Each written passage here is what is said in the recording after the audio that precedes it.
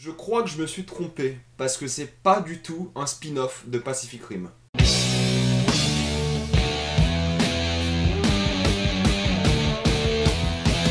Colossal. Colossal est vraiment l'une des bonnes surprises de cet été. Me demandez pas quand est-ce qu'il sort en salle, je sais même pas s'il va sortir en salle, ce qui est un peu dommage parce que il le mériterait. C'est vraiment pas du tout le film auquel je m'attendais. Parce que je l'attendais ce film, hein. Je déconne pas avec ça, je l'attendais vraiment ce film.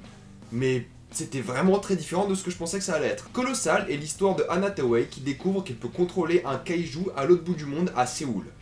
Tous ces gestes sont les gestes du kaiju. Et c'est vraiment pas le but de l'histoire. Sans vous spoiler ou quoi que ce soit, c'est juste un moyen très malin d'avoir une sorte d'enjeu dans le film. Mais sinon, c'est pas du tout l'histoire du film. Et je peux vraiment pas vous en dire plus parce que c'est un film qu'il faut voir, parce qu'il est vraiment bien foutu. Ça a quand même l'air d'être un film Netflix au niveau de la production et tout. Mais c'est un film qui mérite d'être vu. Le truc qui est vraiment bien foutu, c'est déjà les personnages. Et non pas les personnages en eux-mêmes du point de vue de leur personnalité, de la complexité de leurs actions, etc. Mais de l'alchimie entre les personnages. Il y a Anna Tawai qui quitte son copain pour aller vivre dans la maison de ses parents, dans une petite ville.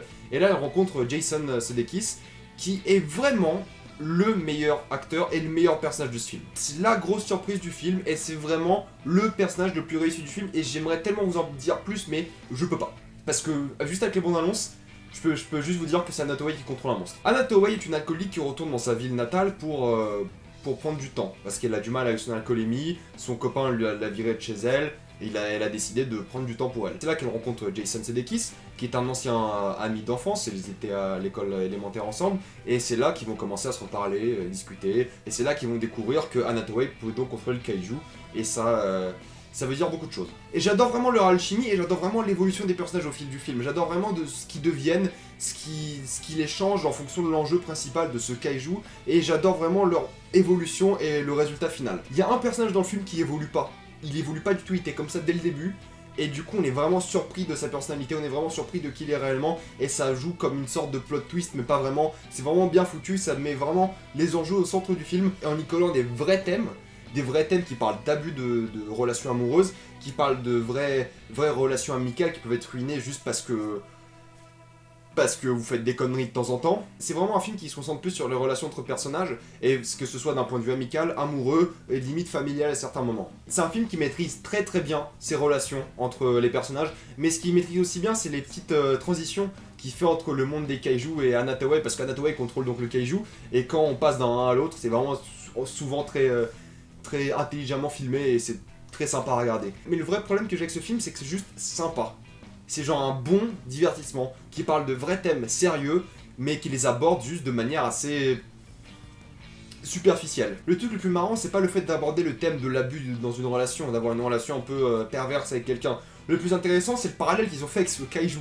C'est vraiment comment ils ont collé un élément de fantasy à des vrais trucs très humains, très concrets, très réels. Ça, c'était vraiment intelligent. Le scénario, c'est vraiment la plus grande force du film. Les dialogues, les personnages, le parallèle avec le kaiju et toute l'exposition du film. Mais au final, on se retrouve avec un film qui ressemble à un film Netflix au niveau de la production. Il n'y a pas vraiment de truc qui est vraiment très réussi du point de vue de la mise en scène, sauf peut-être cette transition de kaiju à Anna Tawai. Il n'y a pas grand chose qui est réussi du point de vue de la photographie parce qu'il n'y a rien de spécial. Oui, j'essaye de dire de plus en plus photographique, cinématographie, même si je préfère cinématographie, c'est juste plus facile à dire photographie. Il n'y a rien qui est marquant du point de vue visuel, des fois le point de vue visuel est même un peu raté parce que le kaiju pardon, est affiché souvent la nuit, et du coup on voit pas grand chose à certains moments, c'est très mal. C'est pour ça que le film aurait dû sortir au ciné et pas sur mon écran, tout simplement. Ce qui élève vraiment Colossal par rapport aux autres films, c'est sa relation entre les personnages et surtout le parallèle avec l'élément fantastique du film. Sinon, c'est un film assez banal. S'il n'y avait pas l'élément fantastique, c'est un film que je vous aurais dit, c'est bien à voir, mais c'est pas essentiel. Là, c'est toujours pas essentiel, mais il y a plus d'intérêt à aller voir ce film qu'autre chose. Il y a plus d'intérêt à se dire que, oh, faut que je regarde ce film parce qu'il y a des moments intelligents, il y a des vraies bonnes transitions, il y a une histoire vraiment qui est bien représentée dans le film, qui parle de trucs sérieux, certes de manière un peu superficielle, sans trop donner une réponse, mais qui raconte une histoire avec des éléments fantastiques très bien mêlés aux éléments naturels et réels de l'humain. Colossal est un bon film que je conseille car il est divertissant, mais ça sera pas votre chef-d'œuvre, ça sera pas votre film de l'année, mais c'est une bonne surprise qui aurait pu tourner bien plus mal et qui au final a plutôt bien tourné. C'est un bon résultat, c'est un bon film et je vous conseille d'aller le voir. Je sais pas où vous allez le voir, je sais pas comment vous allez faire, mais essayez de trouver un moyen, hein.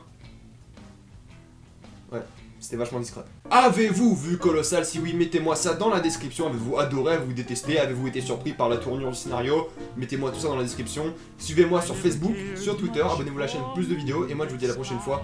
Salut à tous.